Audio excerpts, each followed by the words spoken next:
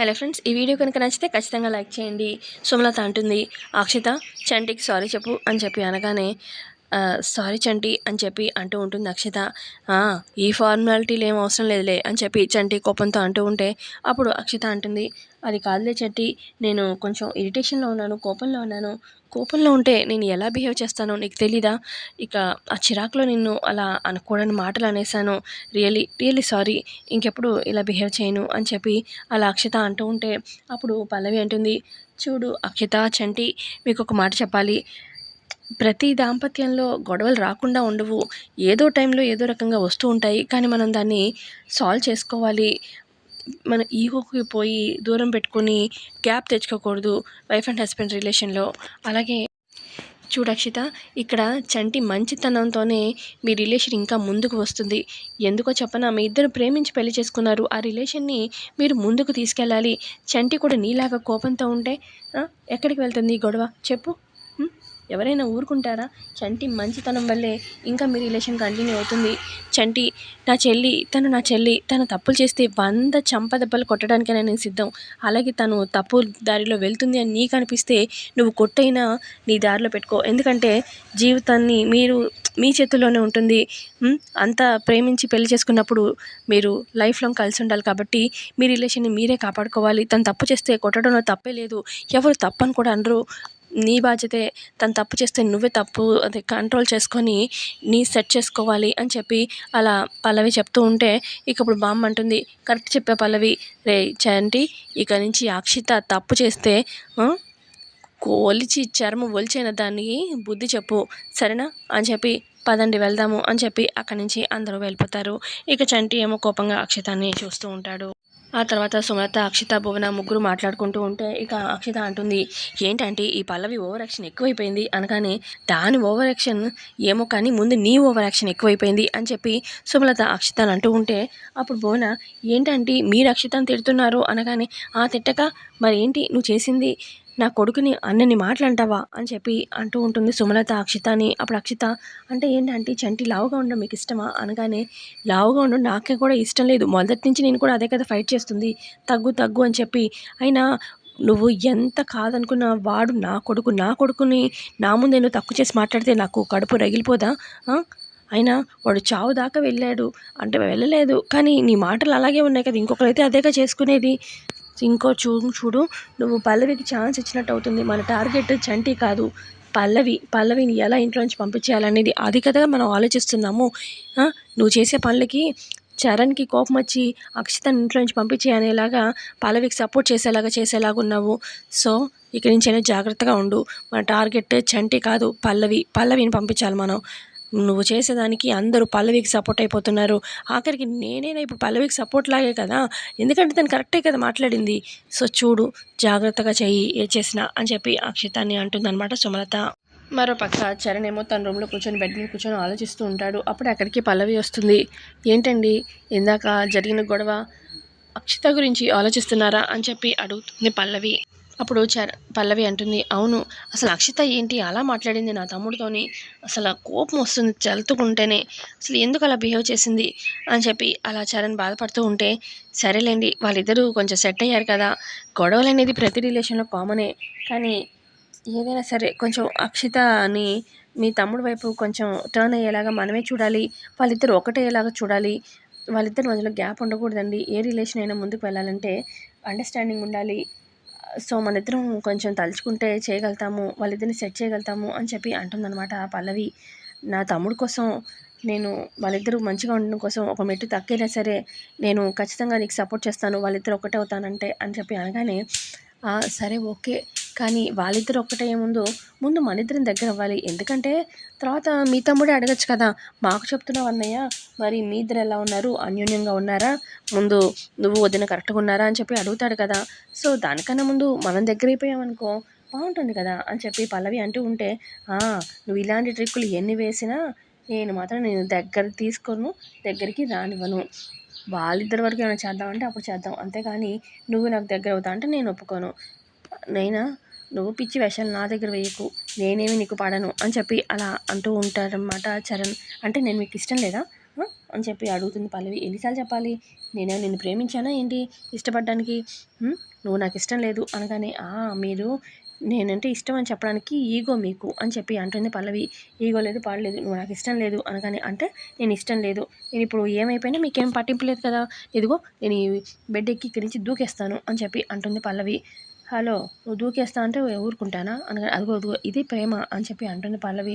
నువ్వు దూకేస్తే నేను ఏమవుతుందని అది కాదు, అది ప్రేమ కాదు, ఇప్పుడు నువ్వు దూకేసావనుకో అదిగో దూకేస్తున్నాను అని చెప్పి దూకేపోతూ ఉంటే ఇక పల్లవిని పట్టుకుంటాడనమాట చరణ్. ఇదిగోండి ఇదే ప్రేమ, నాకేమవుతుందా అని చెప్పి మీకు టెన్షన్, ఇదే ప్రేమ అని చెప్పి పల్లవి అంటూ ఉంటే హలో ఇది ప్రేమ కాదు, ఇప్పుడు నువ్వు దూకేసావనుకో మా నాన్న కష్టపడి సంపాదించి ఇల్లుని కట్టాడు, నువ్వు దూకేవనుకో ఈ టైల్స్ పాడైపోతాయి, మా అమ్మాయి ఎంతో ఇష్టంగా ఏడ్చుకుంది, ఇదంతా అవసరమా, అందుకని కాపాడాను, అంతేగాని నువ్వంటే ఇష్టమే కాదు, అర్థమవుతుందా, గుర్తుపెట్టుకో అని చెప్పి చరణ్ అక్కడి నుంచి వెళ్ళిపోతాడు.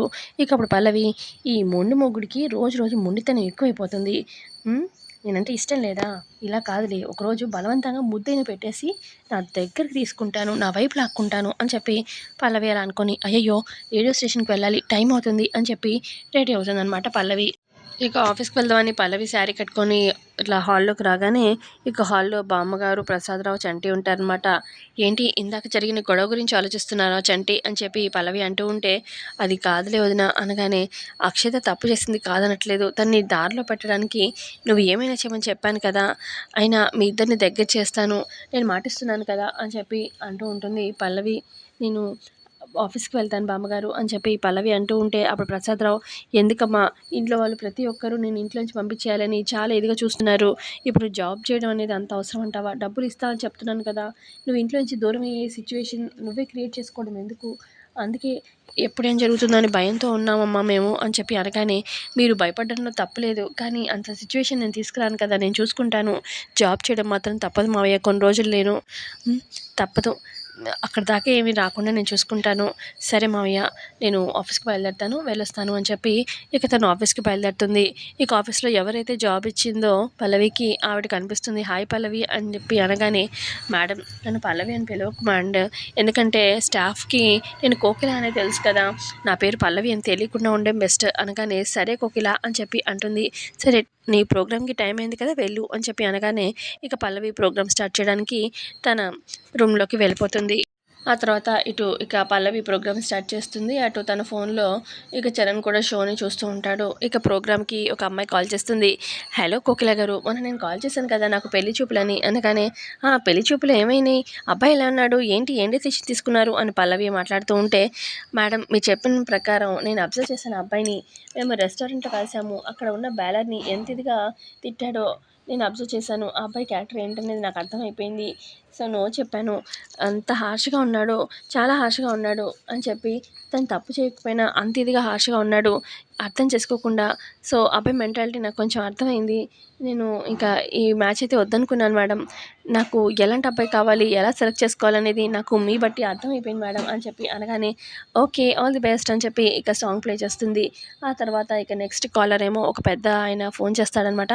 అమ్మ నేను ఒక ప్రాబ్లంలో ఉన్నానమ్మా అనగానే చెప్పండి సార్ ఏంటని పల్లవి అడుగుతుంది. ఏం లేదమ్మా నాకు ఒక గవర్నమెంట్ ఆఫీస్లో పని జరగాలి, అయితే ఆ పని జరగడానికి వాళ్ళేమో నన్ను ఇలాగ డబ్బులు అడుగుతున్నారమ్మా, అంత డబ్బులేమో నేనేమో ఇవ్వలేను, కానీ ఆ పని జరగడం మాత్రం నాకు చాలా ముఖ్యము, అంటే ఏ గవర్నమెంట్ ఆఫీసు ఎవరు ఏంటి అని పల్లవి అడుగుతుంది.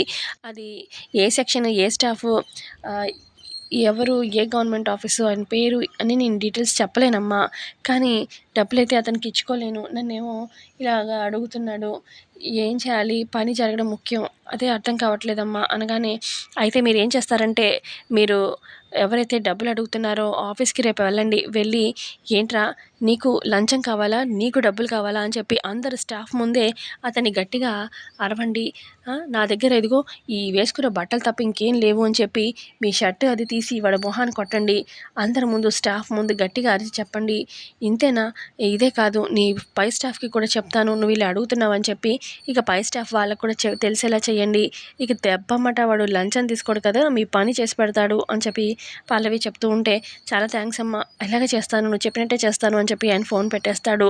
ఇక ఇటు చరణ్ షో చూస్తూ ఉంటాడు కదా! నిజంగా ఈ అమ్మాయికి ఎంత డేరు, ఎంత భలే సొల్యూషన్స్‌కి ఎంత పెద్ద ప్రాబ్లమ్‌కైనా సొల్యూషన్ ఈజీగా ఇస్తుంది. ఈ అమ్మాయిని కలవాలి అని చెప్పి రెడీ అయ్యి వస్తాడనమాట. ఇక హాల్‌లో బామ్ముంటుంది. "ఏంట్రా ఎక్కడికి వెళ్తున్నావు?" అనగానే, "అదే బామ్మ 2 రోజుల క్రితం ఆహ్, కోకిల షో స్టార్ట్ అయింది ఎఫ్ఎం స్టేషన్‌లో. ఆ అమ్మాయి చాలా బాగా మాట్లాడుతుంది. ప్రతి ప్రాబ్లమ్‌కి ఆన్సర్ ఉంది తన దగ్గర. అది కాకుండా ఆ అమ్మాయిది స్వీట్ వాయిస్.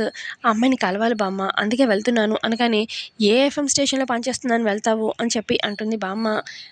చాలా స్టేషన్స్ ఉన్నాయి. ప్రతి స్టేషన్‌కి వెళ్ళి నేను కనుక్కుంటాను. ఆ అమ్మాయితోని మాట్లాడాల్సిందే" అనగానే, ఈ లోపల అక్కడికి చంటి వస్తాడు. "ఏంటన్నయ్య" అని, "ఇదిగో ఎఫ్ఎం స్టేషన్‌కి వెళ్తాడంట" అనగానే, "ఎఫ్ఎం స్టేషనా? ఎందుకన్నయ్య?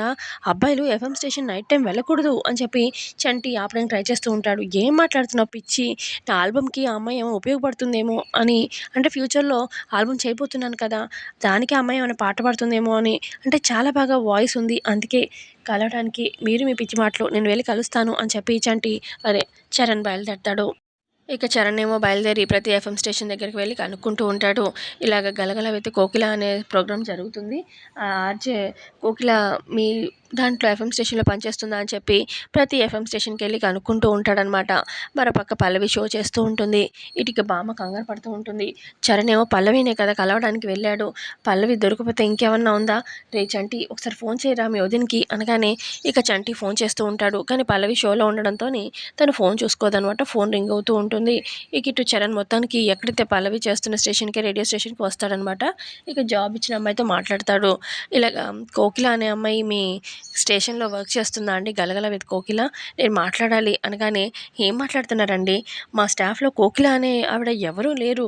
ఇక ఆ షో చేస్తున్న వాళ్ళు ఇక్కడైతే ఎవరు లేరు. మీరు వేరే స్టేషన్‌కి వెళ్లి కనుక్కోండి. మావి ఇంకా 2 బ్రాంచెస్ ఉన్నాయి. లక్డీ కపూల్, ఇంకా దిల్సుఖ్ నగర్, ఆ ప్లేసెస్‌కి వెళ్లి కనుక్కోండి. ఇక్కడైతే ఎవరు లేరు" అని చెప్పి అనగానే, "అవునా అండి, సరే" అని చెప్పి ఇక చరణ్ బయలుదేరిపోతూ ఉంటే, అప్పుడే షో కంప్లీట్ చేసుకొని పల్లవి తన గదిలో నుంచి బయటకొస్తూ ఉంటుంది. మరి బయటకొస్తున్న పల్లవిని చరణ్ చూస్తాడా లేడా అనేది కమింగ్ ఎపిసోడ్‌లో తెలుసుకుందాము. సో, ఇంతే అండి ఎపిసోడ్‌లో జరిగింది. నచ్చితే ఖచ్చితంగా లైక్ చేయండి. Thanks for watching.